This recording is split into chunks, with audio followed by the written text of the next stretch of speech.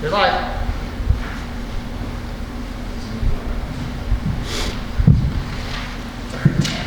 Well, good evening, good afternoon. Sorry to call people in on a beautiful day. It's been probably the nicest day we've had this year, but thanks for coming.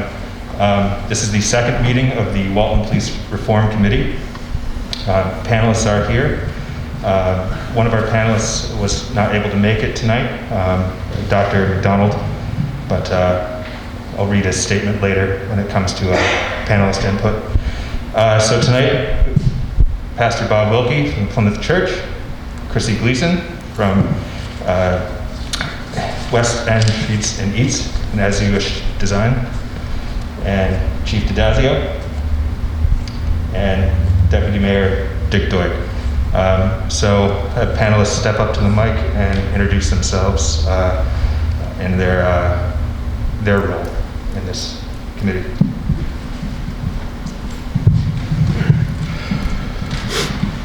Good evening.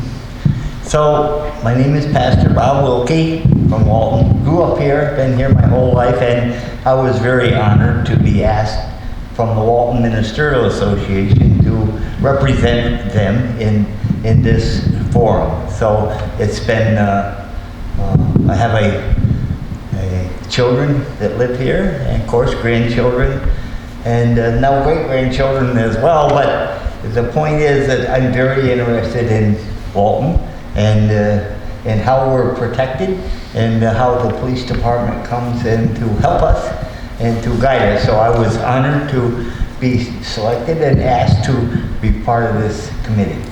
Thank you.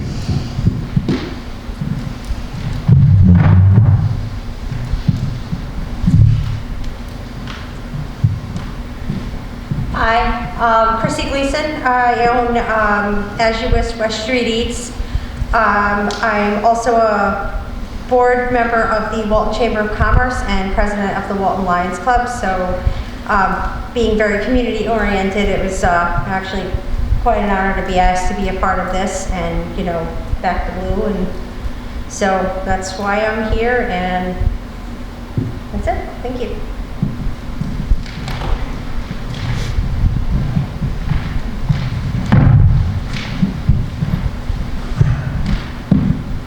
Joseph DiDazio, I'm Chief of Police for the Walton Police Department. Been with the police department since 2004 as a part-time police officer.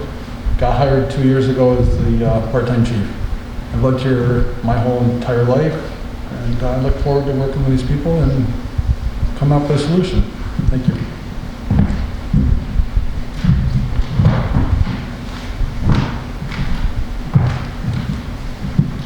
Good evening, I'm Richard Doig, I'm Deputy Mayor. Everybody calls me Dick, but that's okay. And I've been on the village board, this is my third year. I am in charge of the oversight of the police department, and I'm the one that you can blame for whatever you want to see here on paper.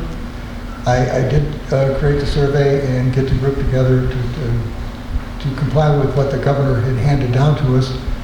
A lot of things happened in the other parts of the nation, which stirred up quite a bit, and the governor decided that, you know, everybody should be looking at the police force and see how they were doing and how we fit into the community. As Joe said, he came after I did. When I first came in, the police chief that we had retired, and he left the force. We went through many candidates. We were lucky to get Joe. He is a local resident, so he's available here in the village. He is only part-time, but that has been historically how we've handled the police department. And like I say, what we did was basically the requirement that the governor said was to get hold of the people, find out what they thought, what shortfalls we had with the department. And I was actually quite surprised. Joe and I had talked at length before this happened 2 years ago. And many of the things you see in that reform, we had already started. So if anybody has any questions, I'd like to address them now.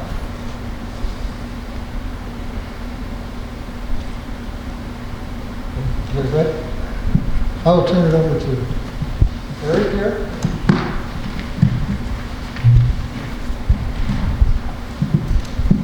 So just a little background on the survey. We submitted a survey earlier this year, and they were returned to the village and available for public examination. And just diving in, of the 1,241 surveys sent out, an unknown number downloaded, 120 were returned by the 19th of February. The responses were then tabulated and evaluated as either favorable, unfavorable toward present village police policies, practices, and activity. Additionally, all written comments were summarized and included as a separate reference. The results and comments may be found in the appendix of our documents. So just some demographic background information. Walton is a small village of 3,000 in an area encompassing 1.6 miles. This results in a population density of 1,948 per square mile, which is 5 times greater than the New York State average, and 10 times greater than the surrounding town of Walton. Fire and EMS services are provided by the fire district volunteers, and nearest police assistance is 20 minutes away. The village police are usually first on the scene to all types of emergencies, and are in fact, our first responders in a lot of instances. The Walton population is older, poorer, and more Caucasian, 97% than average. There are 3 agencies providing services for persons with special needs located in the village. They are the ARC of Delaware County, Bruin Developmental Services, and Rehabilitation Support Services. Each provides housing, social skills, independent living skills, and job training for clients of all ages, limited to profound disabilities. Also, Walton is fortunate to have the Delaware Valley Hospital here, and the Delaware County Behavioral Health Facility, and a Bassett Healthcare Clinic. However, as many small rural villages, Walton finds the tax base is eroded with the loss of industry and local merchants, placing more burden on the residential taxpayer who may need more services but cannot afford them nor afford to leave. This does not absolve us from the need to provide the best services possible, but will require careful allocation of resources to accomplish our goal. Brief analysis of the survey. The majority of responses to the first question with satisfaction of service. The survey were in fact positive, yet was one garnering the greatest number of negative responses. Given the current events in American society and the strong conservatism in this area, it was to be expected there would be more support for than against the police. Looking at the comments, there are multiple examples of hire more officers and praise and encouragement, but only 2 that directly suggested any officers be removed. Still, even including suggestions that there needs to be better enforcement of drug laws, speeding, and some individual peeves, and near 10% dissatisfaction needs to be addressed. Safety, as found in question number 1, there are significant numbers of negative responses to question number 4, with only 1 identifiable comment about a failure to respond to a complaint. The village has never been a place where people worried about their safety on the streets or at home, thus it is surprising that there are so many negative returns. Again, the level of dissatisfaction, while unexplained, needs to be addressed. Perceived or actual inappropriate actions. Again, in response to question number 2, officer bias, the response is very much positive, but there are several negative without any connecting comments. Question 3, use of excessive force or intimidation. The response is 90% positive, with a few negative that lack any relative comment. Community involvement. Are officers approachable? It would appear that this is our strongest point. Well over 90% of the respondents indicate they feel comfortable walking up to our officers and having a conversation, or perhaps just exchanging hellos. There's not a better starting point for bringing the community and police together to establish a good working relationship. The final request for public comment in a forum that cannot be duplicated either in an open meeting or Zoom conference is why we picked today and this forum. Everyone was encouraged to bring suggestions, and we'll have a Q&A session at the end, and once we go through our recommendations. In conclusion, the committee concluded that the responses to the directed questions were primarily favorable, yet indicated there is room for improvement. the comments provided a much more comprehensive pathway to needed changes and reform. I'll turn over this section to Deputy Mayor Doig to discuss recommendations of the committee.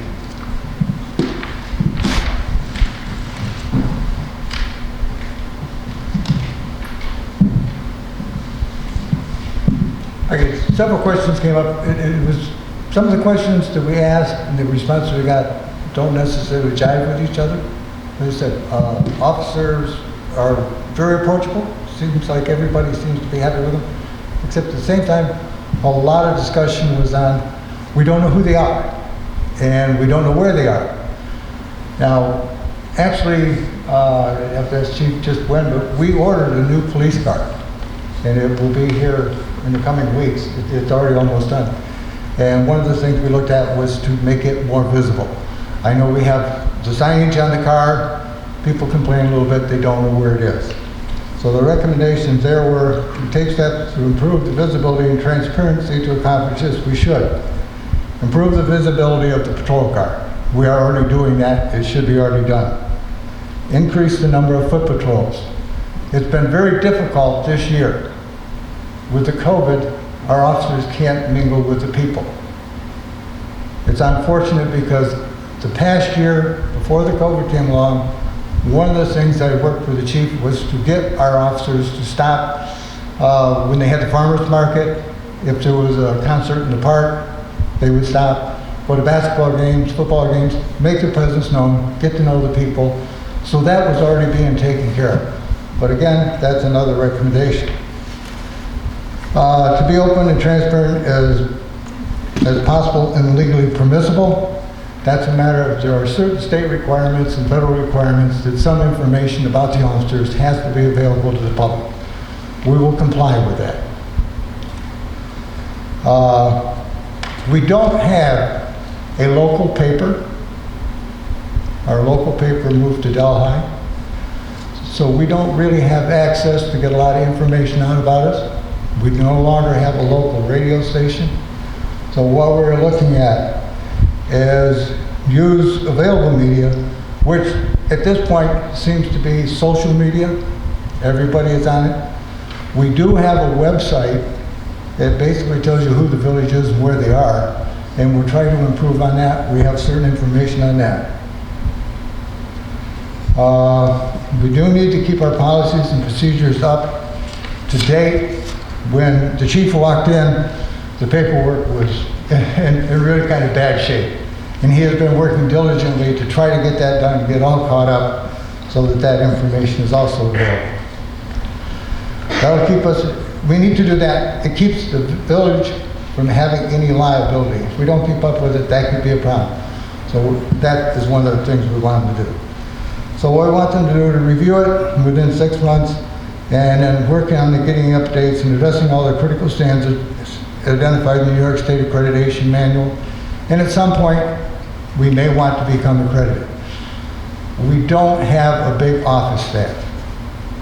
They have one part-time person who works for the police department, and he is up to his ears in paperwork right now. But we're going to try to expand on that.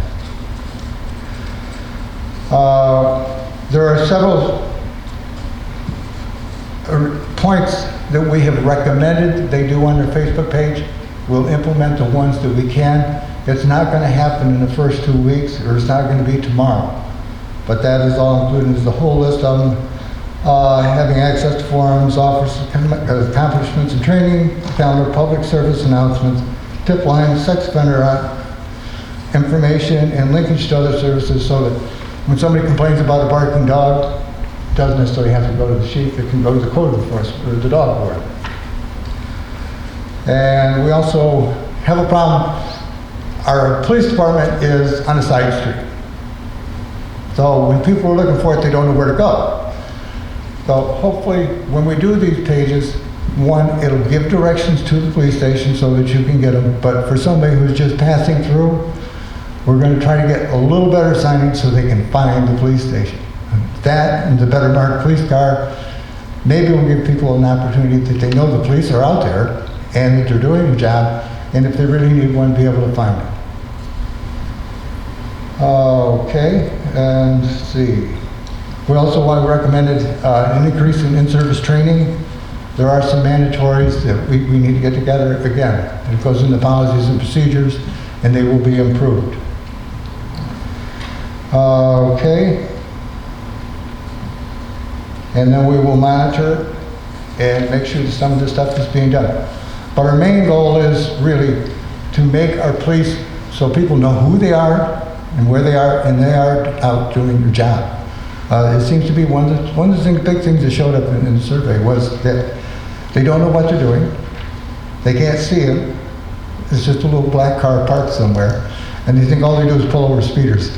That's not necessarily true. I do have a list of everything that they have done in the past year, and I believe it's 4,000 and some different operations they did last year.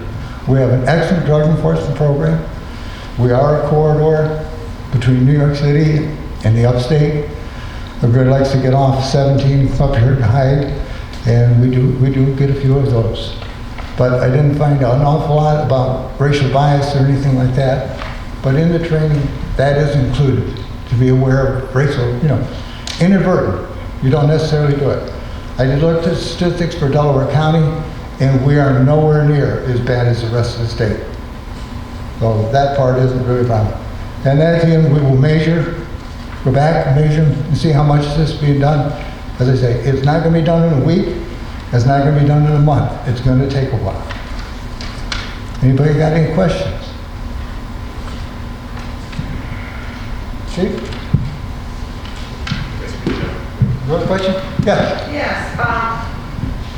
Okay. My name is Kathleen Hayek. I'm not a resident of the village. I'm a resident of Walton. I live up on Eastbrook Road. Okay. I have a couple of questions and some comments. First of all, I want to thank everybody for doing this. It's a tough job. It's a thankless job, and I commend you all for making the effort to go through this process. I want to make that clear from the get-go. I do have some reservations about the survey. It was not enough sent out, not enough people who interact with the village of Walton saw the survey. I feel like it wasn't a good sampling. And also, I didn't see on the survey where you asked for ethnic background. So how can you measure bias if you don't know the background of the people answering the survey? So, if you're white and you're meeting a white cop, you're not going to witness bias because you're not black. So if you're not asking a black person or a person of color or a person of other if they experience bias, you're not really measuring bias. Okay? And some of the comments I know because I added them myself were not included in the appendix. So I don't feel like it was entirely, you didn't include all the comments. I know some of them were pretty long. But I think you should include all of them, not just pick and choose. Because I know for a fact that one of my comments was not included. So I feel like that should be done to be fair. That all comments, no matter how long, should be included. And I commend you on the making your police cars more visible, because that makes the police more welcoming and more approachable. It's easier to find. I wish we could move the police headquarters back to Main Street where they were, because it's so hard to find. If we can have better signage, that would be great too. Thank you again for doing this. It's really an important thing to do, and I appreciate you for doing it. Okay, to address a couple of your problems, as far as the police station, we're still paying for that one. So financially, it's not practical. One of the problems with Delaware Street, it is a floodway, which is one of the reasons you see a lot of empty storefronts. It's just not practical to leave it there. I agree. We need some better signage. There's a couple other things we looked at. I know at the hospital they have the blue lights like they do in a lot of the colleges, or that'll call the police. We have a very small department. Lots of times there's only one or two officers on, And if something should come up and they're on a different duty, it'll take a while for them to get there. Like I say, to get assistance, we're talking 20 minutes away. So you're not going to get that quick a response. And we do have someone in the station most of the time. Now, as for the bias, we actually have a black police officer. I'm sorry. Okay, and what I did... If you don't know the ethnic background of the people doing the survey, you really aren't measuring bias. I'm sorry, Okay. that's just survey. I understand what you're saying. Like I said, we do, and I have black relatives, that doesn't make me. okay. I also looked up the demographics of Delaware County and Walton, and we are like 97% white. The opportunity to actually interact with some of the other racial people are different. We do have we have at least 3 businesses that are run by minorities, and they have had very good success here in the village. So I don't think it's really, we can't show that there's been a problem. And as I say, when I look at see what the activity in the county is, the percentage is a little bit higher for some of the minorities, but compared to the state, it is extremely low. And as I say, we are a corridor, so some of the people we're pulling over are not from here. And I appreciate the fact that you're in the town. Like I say, we have a density, a huge density of people very close together, which you don't have in the town. And frankly, we pay the bill. And we do answer a lot of calls, emergency calls and stuff. Our people do go out. It's one of the things I did not address in the reform was a lot of the activity, with the hospital, with mental health, and with EMS. Our people are usually first on the scene, and it's not necessarily just in the village. And we do carry, in the AED, we do carry Narcan, and it has been used. So I think our officers in that area do a good job. We have a huge population of people with some type of disability, and we work well with those people, and we've never had a problem with them. Didn't get any complaints from RSS or ARC or Broome Developmental or from mental health. We are getting the new facility. Our people have already been there. We're talking to them to make sure the arrangements and stuff for everything are all taken care of beforehand. We try to be proactive. And I understand your concern, but I just couldn't really find the evidence for it. And I know one of the complaints was something that happened in the courtroom. Unfortunately, it is a village court, but we don't run it. We just don't. Okay?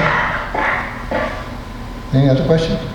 Yeah, I'm glad. I apologize, but I'd like to get my comments in the record. I was the person who filed the survey.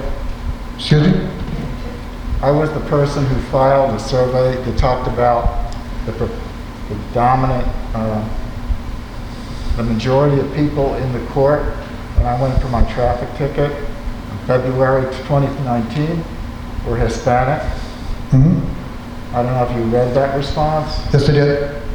All right, so that hasn't changed from until COVID. The predatory policing practices by the village police and the use of traffic stops to basically create income for the village and the other type of predatory practices. What are you doing to address that, either in more supervision or more training of the young policemen that you hire? As I said, Joe's only been here a couple of years, and I've only been here for 3. And yes, we are. As I say, the increased training and understanding of racial bias, that type of stuff. There is training out there. Part of it, I don't know the particular incident you were involved in.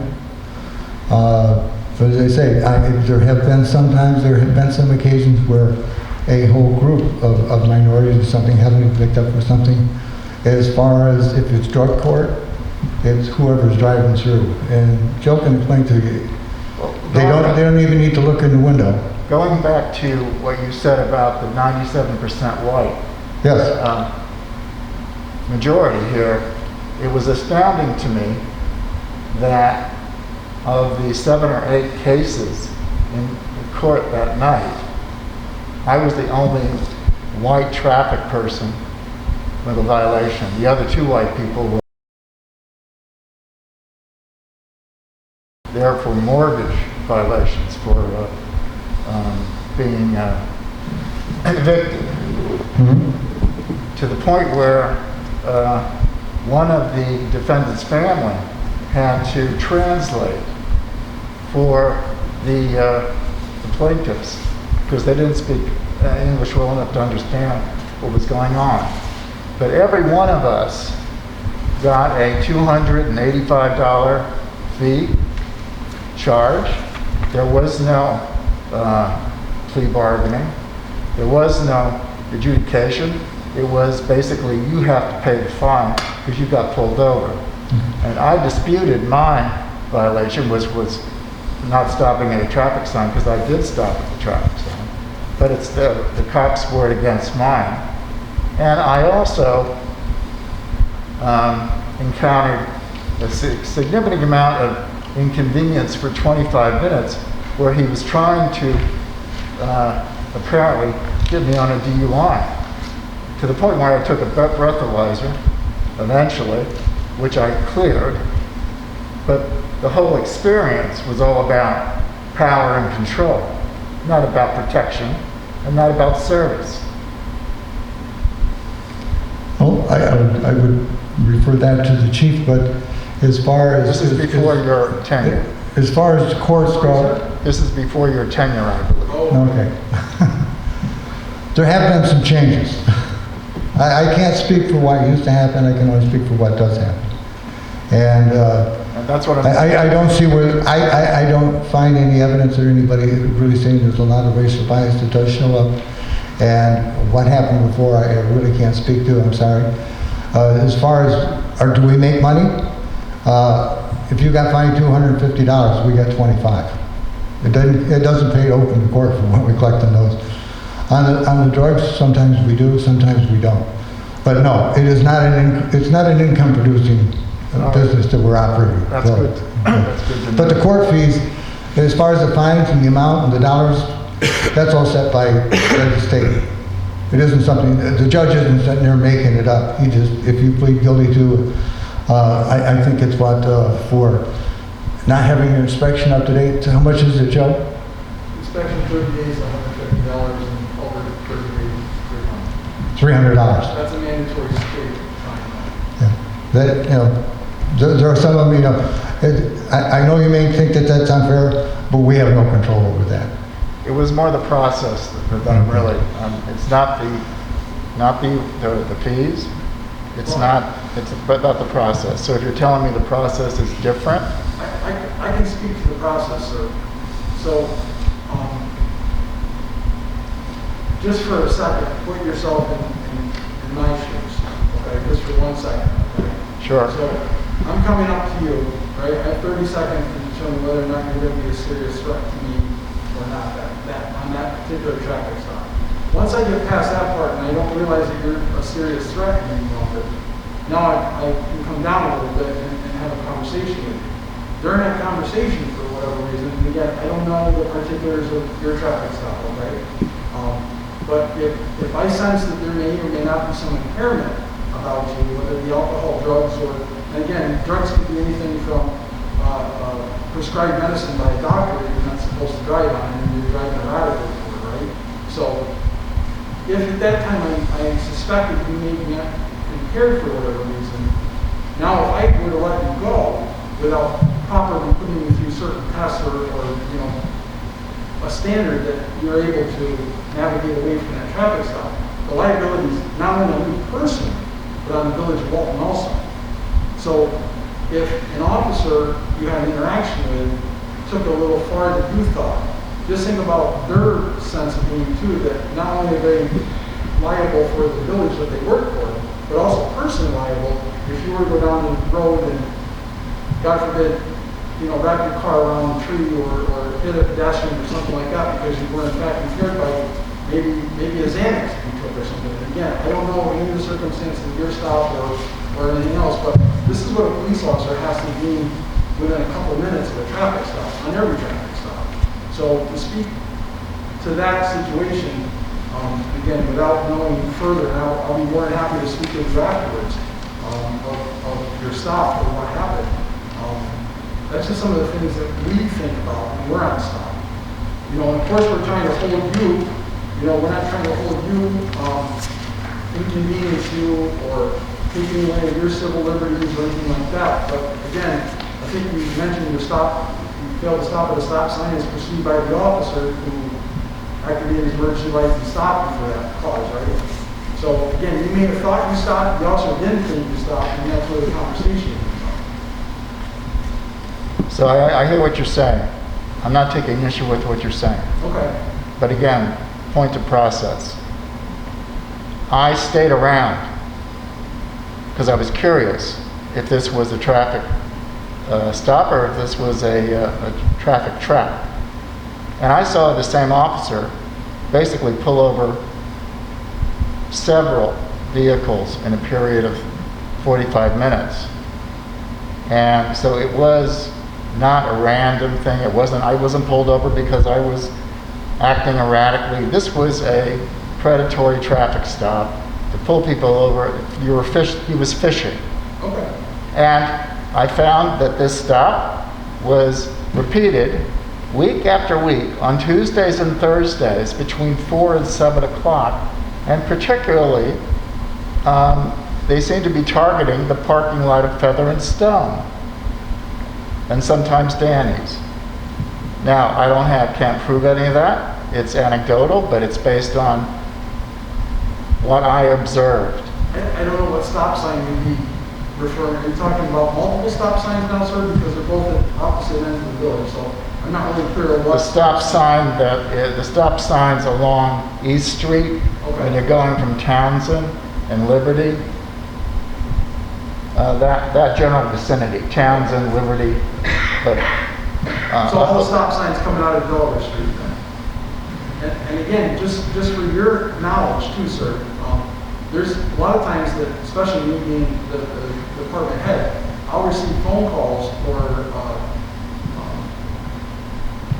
messages asking from citizens that live on these kinds of streets to please watch the stop sign. Or if you have people that are traveling at a high rate of speed on, say, Griswold Street, for example. I get that at least 3 or 4 times a year. And I'll have a patrolman go over on Griswold Street, and he'll sit there and he'll run radar on Griswold Street because I have a concerned citizen or a resident that lives there, and that's what we'll do, and we'll go, I guess if you want to call it fish in that spot, but there's a reason why we're there, though. I suggest you talk to the owner of the music house, who's a trustee now. Because when I relayed this story to him something years ago, he relayed a story to me about the same young policemen, 2 of them, staking out an area right across from the music house, even though he asked them to stop it. And they refused. So, I understand what you're saying, and I also understand that you I don't know if you were on board, but you weren't the police chief at the time. When I was paying attention, which was the winter of 2019. And then I would watch for road stops and basically the flashing lights, which were prevalent up until the virus, but only on particular points when a fishing approach to try to snag either suspects. That's what it observed, and even if it's not true, that's what it appears like. And if it appears like that, Walton's not a welcoming place to outsiders. That's another one of my concerns. It's not so much, it is about civil liberties, because I've had to change my driving habits in that I have to avoid the streets for 2 years that are more convenient, but that the police frequently set up their traps, perceived traps, and go in roundabout ways. That was an inconvenience for me, but I adapted. But it's the general impression. If people drive through town and they see flashing lights of people pulled over repeatedly when they're here for a weekend, what's the impression that gives? Well, and again, sir, just let me back up. just for a second too. I was hired in June 2019, so what you're referencing, I was in charge of, so I just want to... June, okay. I'm sorry? In June. Yes, sir. So I just want to clear that up real quick. I don't want there to be any... But I was the winter of 2019, predominantly is what I'm talking about. And then, you're right, 12 months after that or so. Okay, but that being said, I've worked here like since 2004. That's when I was hired for the village. Okay. I never experienced any kind of, I mean, I'm the guy Sunday morning on Stockton Avenue. I'm the one, you know, patrolling that area over there. And if you want to, I don't know if I would refer to it as a speed trial, but I'm monitoring traffic that's going up and down Stockton Avenue, which is obviously a, you know, a higher roadway, or a wider roadway, right? And a lot of people coming around that corner, let's say, you know where Maple Street comes into, I catch people going towards Bear Spring from Maple Street, not having 60 miles an hour or 30 mile an hour zone. Now I have 2 children too that play and ride bikes on that street too, and obviously I've been in this department for a long time. So when you're at elevated speed like 60, 65 miles an hour and 30 mile speed zone, that's cause for concern. And getting back to where you were talking about the music shop on Route 206 on Prospect Avenue. Right. If that's what you're saying is true, that's I've also had the other encounter also. I'm so glad that your patrolmen are up there. I want them to be able to slow the traffic coming down, because although that is a steep hill grade coming down, and we take that accountability in, you understand, it's not like we're handing out tickets for it. If the person's going 35 miles an hour, we're not handing the ticket out for 35 and a 30. We're not doing something like that. Obviously, but coming down into the village, you know, at a steep grade like that, at elevated speed limits, you have people crossing the street from Ogden Street and going across to Prospect. So there's cause for concern too. And again, I can show you where I've had multiple residents that live up and down that Prospect corridor that have been thankful that we're there to control that kind of thing. Not to interrupt you, Chief, but I grew up on Old Prospect. So I'm well aware of vehicles zooming down there. It's just a natural area. Right. It's a downhill slope. We have a lot of semi-traffic going through there. Those points of entry into the village where speed is suddenly reduced to 30 miles an hour. I mean, sometimes it's just a suggestion from my experience growing up in that neighborhood. But so just to I appreciate that. And again, sir, it's not like we are ticketing or arresting every encounter that we have. That's not the case. That's never been the case. Every situation is different.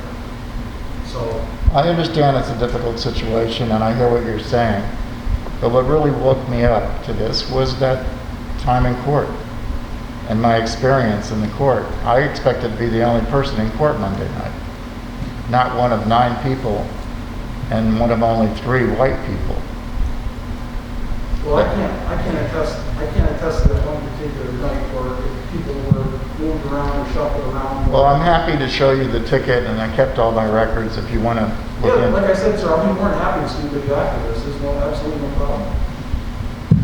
I just wanted, my point is to make sure that the police force is being supervised, that they're trained, that they see their role as one of service rather than one of control.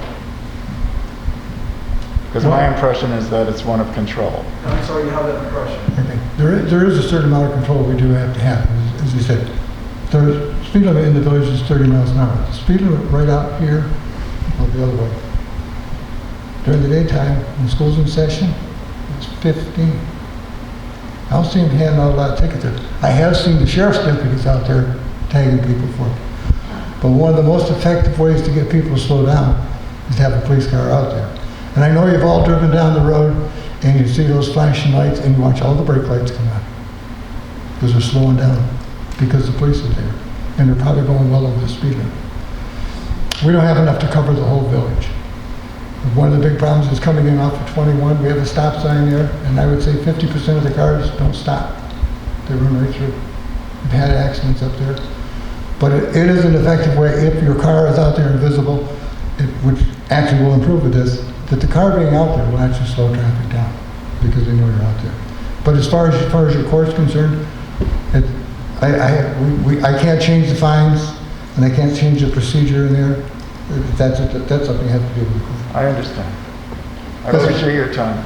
Yeah. I just wanted to say that I live on Townsend Street, about a block away from where you were talking about, with the four-way signs by the Right. Townsend Market. I've lived there for 22 years. I know everybody up and down the street. They've all complained many, many times that the cars are speeding. There were numerous almost accidents happening on the corner of where you're talking about, by Townsend Street in town, because people aren't stopping for the stop sign. I'm not saying you didn't, but I'm saying that's what's been happening. So I think that's why they were giving more observance in that area, because there are a lot of complaints. I see the cars going 50, 60 miles an hour down Townsend Street, so it's very dangerous. So I'm just saying and there are a lot of people on that block that called in and said, we'd like to get some support over there, watch out what's going on, because there could be somebody that gets seriously hurt. So I just, as somebody who lives in that area, I just wanted to know about that. You had another question here? Yes, I think we're kind of getting off topic here. My only complaint with, one of a few complaints of the survey itself was that you could not measure bias because you did not record the ethnic background of the people taking the survey. So you don't know. A white person never experiences bias, okay? It's not going to happen. I've been in countries where I was the minority. A white person with a white cop, it just doesn't happen, okay? So you're not measuring bias. That's my point. It's difficult to measure. How would you measure I'm it? still speaking.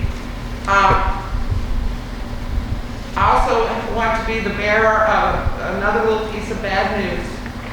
And it was not discussed in the survey, and it's not discussed in the report, but I move around the county quite a bit. I tell people where I'm from, and Walton is known as a racist town, okay, by other parts of this county. I have interacted with people and have to defend Walton as a welcoming town because the police here profile people. That is the rumor. I can't back it up. I don't know. It's anecdotal. It's not something you can measure in a survey, but that is the perception that I keep encountering. And I move around the county quite a bit. I talk to a lot of people. And I find myself in that situation of having to defend Walton against racial bias. And I don't know where it's coming from, except from the police force. Maybe it's the rebel flags at our county fair, but I think the police can do something about this. I think it's something that you should take on as your mission to change this perception somehow. It would be good for Walton. It would be good for attracting tourism. It would be good all around. But I am telling you, don't kill the messenger here. I am telling you what I have encountered, and I think some of you might have also encountered it. As I noted in the report, in addition, I'm sorry, I missed in the report, I did note that this is a very conservative area. I didn't try to hide that fact. Conservative doesn't mean racist. Well, you just said a rebel flag does. I don't know what you mean by quote conservative. I mean, what do you mean? Well, when you say the people outside of Walton, I don't know how far outside. I'm at Delaware County. I said Delaware County. People I encounter in other parts of Delaware County see Walton as a racist town. I don't know where they get it from. I don't either. I'm just being the messenger here. I understand. Okay? So I think it might be something you might want to include in your report. As I don't know how, but as I it said, is a problem. when we have 1% minorities, I don't think it's the minorities in town experiencing it. I think it's people traveling through town. I'll tell you one story that I keep hearing.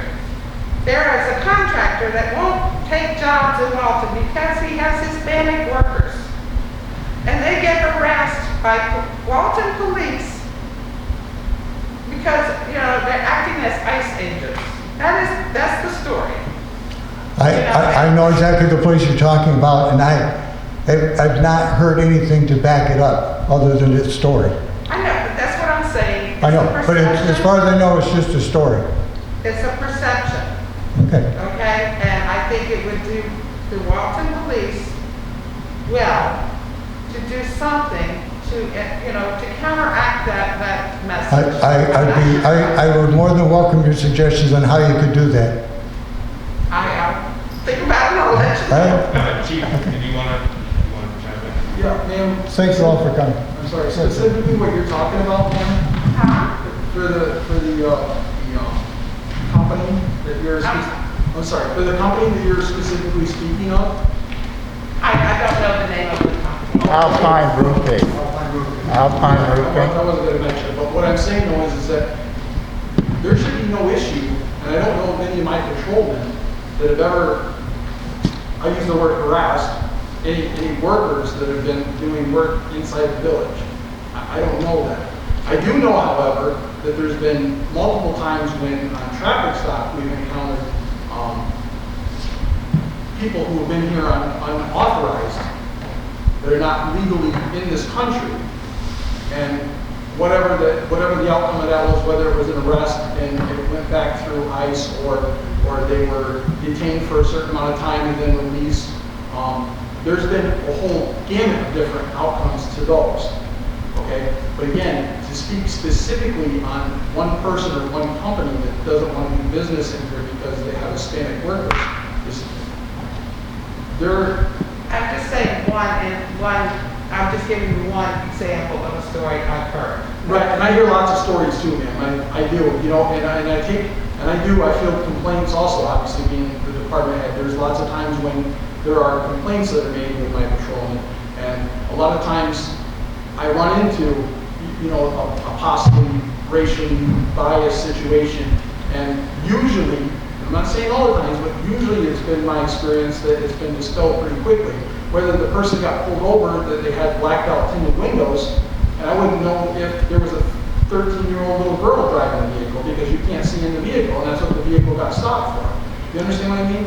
So, and then that person has a certain feeling about whatever, how it went down.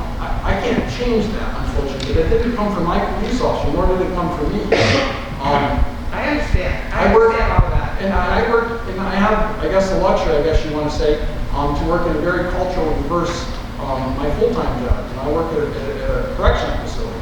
And a lot of my coworkers are from different ethnic backgrounds and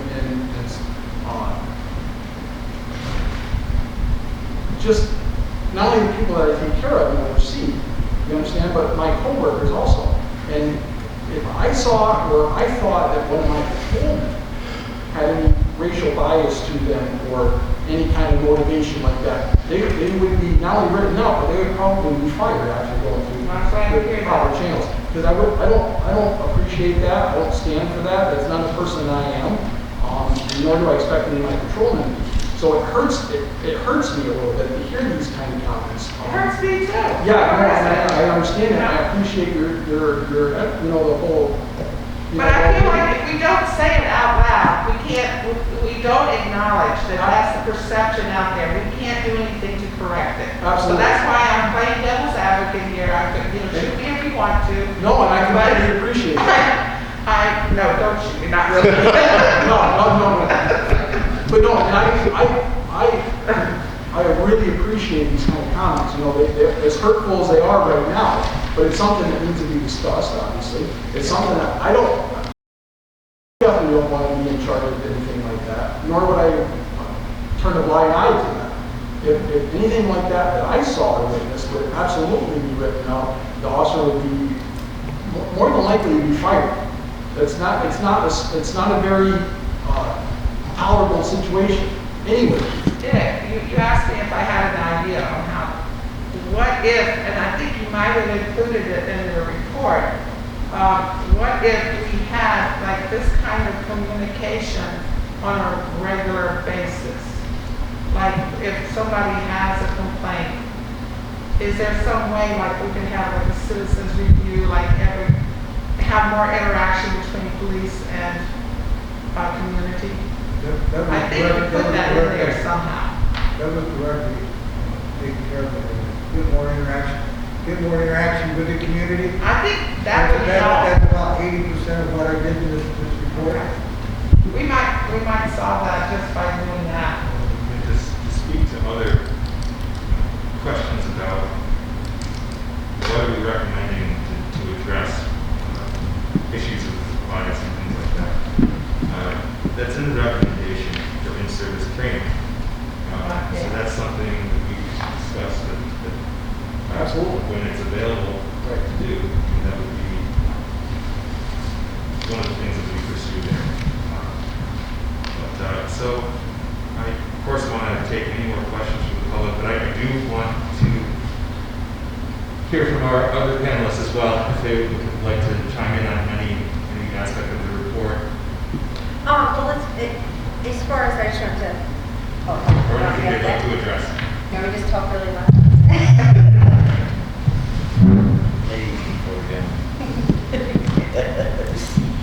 As far as the community involvement before COVID, Walton Chamber of Commerce was working with the police to have a coffee with a cop.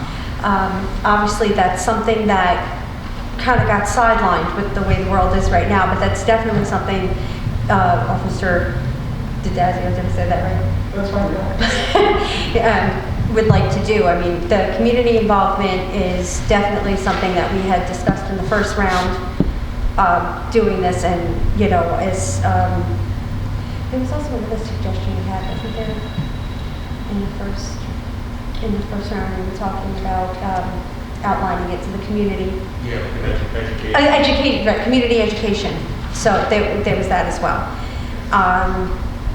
I think as far as all of our major issues that we had discussed, we've already touched on tonight. So that's kind of all I have. But I just wanted to let you know that that was something we were working on, and we will still continue to do so.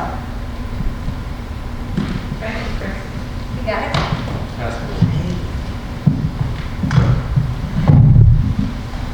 So just a couple thoughts as I listened to our conversation this evening. So why are speed limits and stop signs there? Why are the police officers monitoring that in this village? It's for our safety. That's why they're doing it. So we don't have people running stop signs and running over people. Why we don't have people speeding, running over our children, our dogs, our elderly, or anyone else. So I want you to keep that in mind. And because I know I was a victim, not a victim, I was guilty of speeding a couple times and stopped by an officer and given a summons. And one thing I want to remember, have us all remember, is the officer is not the judge. He has made a determination that you are doing something that is against the law. The judge, when you stand before him, will pronounce you guilty or not guilty. You will have a chance to plead your case before him. So keep that in mind, that why we do have speed limits in the village and stop signs and parking regulations and the other things that the police monitor to keep us safe. So thank you for that thought. And so I want to commend the committee, the writers of our recommendation, officer, and the panelists, and thank you for coming today. I completely agree with the recommendations of the committee, improving the visibility of the patrol vehicles, increasing foot patrols, be open and transparent,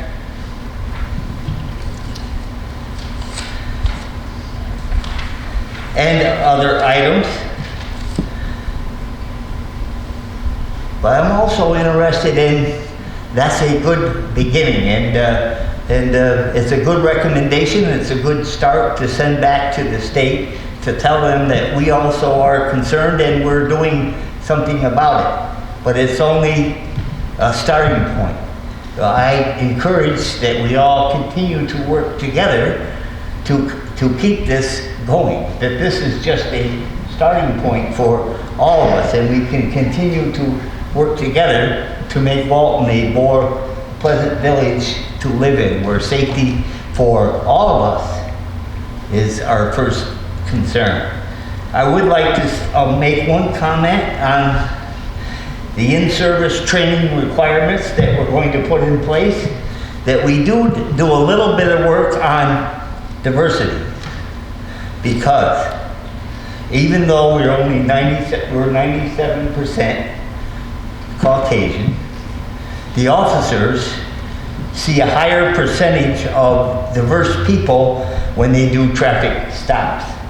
Maybe most of the in-village people, but when we have people that are coming through Route 10 or 206 or major New York State highways, a lot of people come through, the officers are exposed to a lot of different people. I know someone said that they were speaking a different language and that there was a communication problem. So I think our officers do need in the future some diverse training, how to approach people with different ideas, different customs. So that's one area we can improve on in the future. But other than that, I've taken great pleasure in working with each person, and I think we have a good set of recommendations to send to the state. So thank you all.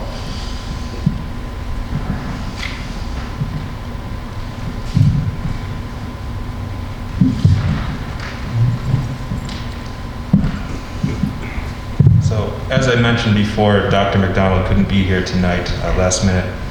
I just want to read off his input, as I've really appreciated him being a part of this discussion from the onset. And so I just want to read his email. I apologize that I'm unable to attend this evening. I have thoroughly read the report and find it in line and accurate in relation to survey document previously reviewed, as well as the committee discussions. Please let me know if I can be of any further assistance. The discussions that we've had tonight, and we're going to continue this process as we have been, and taking input seriously and seeing what we can improve. And I just want to thank you again for people that did attend and those who did attend virtually. If we have any other questions, the floor is still open, and we'll go from there.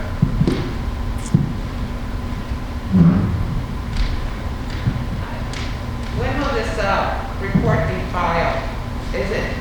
Will you vote on it like as a board, or is what you're presenting tonight the final form, or what's the process from here?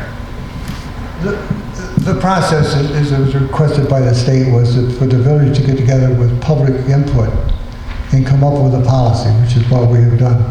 Yes, it will have to be approved by the board. It was not set up so that, we get 1,000 people in a room and then try to put up 1,000 regulations. It's actually a policy that the village board has to do. They will approve it. It has to be submitted and approved by the state and by the 1st of April.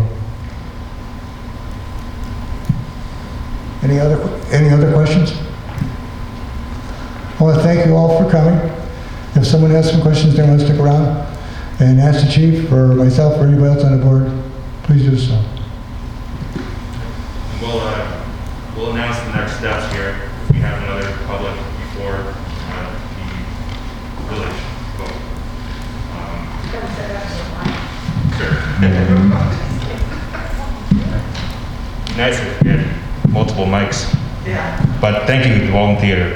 I forgot to say that at the onset. It's awesome to be here. what they've done to provide this venue is awesome. So we'll keep the public up to date on what the next steps are if there is another public meeting of the committee.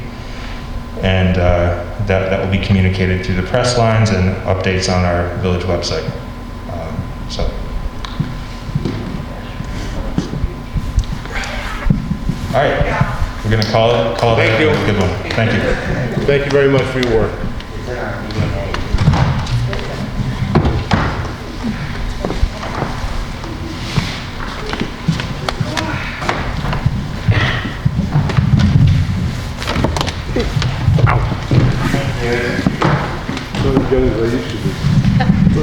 Can't say that, Ed. Go with background. Thank you.